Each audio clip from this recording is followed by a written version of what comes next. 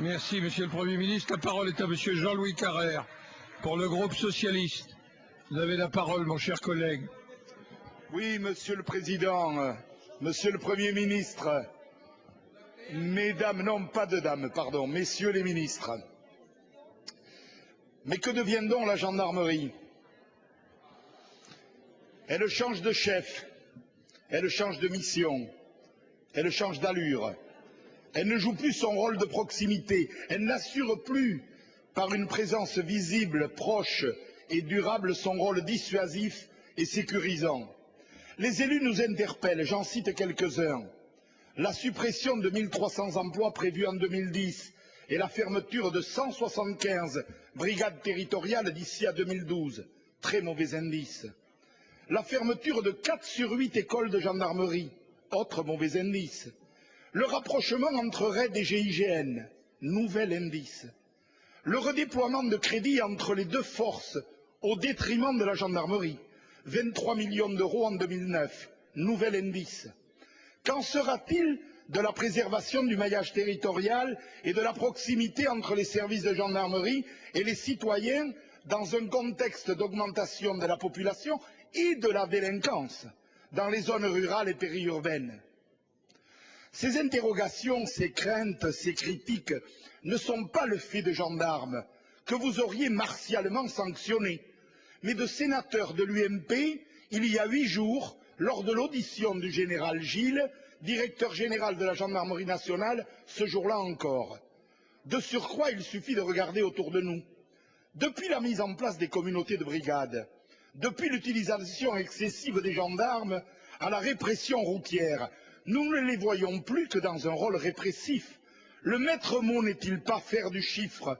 Voudrait-on créer un sentiment de rejet que l'on ne s'y prendrait pas autrement? Vous me donnez l'impression, Monsieur le Premier ministre, de poursuivre un but inavoué, d'organiser comme vous l'aviez fait préalablement pour la recherche l'effacement d'un pilier de la République, la gendarmerie, son statut militaire et sa présence pourtant très appréciée sur notre territoire. Monsieur le Premier ministre, Messieurs les ministres, acceptez-vous devant le Sénat de tirer un premier bilan du rattachement de la gendarmerie nationale au ministère de l'Intérieur et surtout, accepterez-vous, si les faits le démontrent, de revenir sur vos pas? Cela nous semble absolument indispensable. Pour vous répondre, la parole est maintenant à Monsieur Alain Marlex. Non, Monsieur le Premier ministre. Monsieur Carrère, la réponse sera très simple.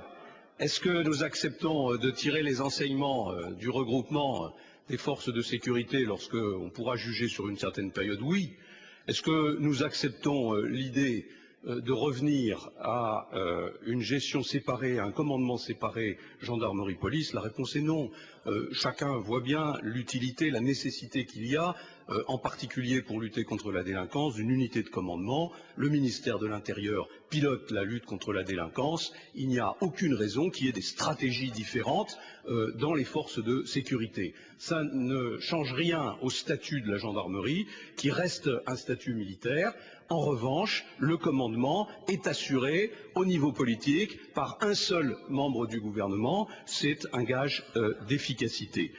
Nos concitoyens apprécient la gendarmerie, comme nos concitoyens d'ailleurs apprécient la police. Ça n'empêche pas que gendarmerie et police doivent s'adapter aux évolutions de notre temps, aux évolutions de notre territoire. La démographie, la délinquance, les formes de violence ne sont pas les mêmes aujourd'hui qu'il y a 30 ou 40 ans. Il est normal que nous pratiquions ces adaptations. Quant à votre comparaison avec la recherche, Monsieur Carrère, quand on mesure aujourd'hui les efforts inégalés dans l'histoire récente de notre pays faits par le gouvernement, par la nation, en faveur de la recherche, je trouve que c'est un exemple qui est assez déplacé.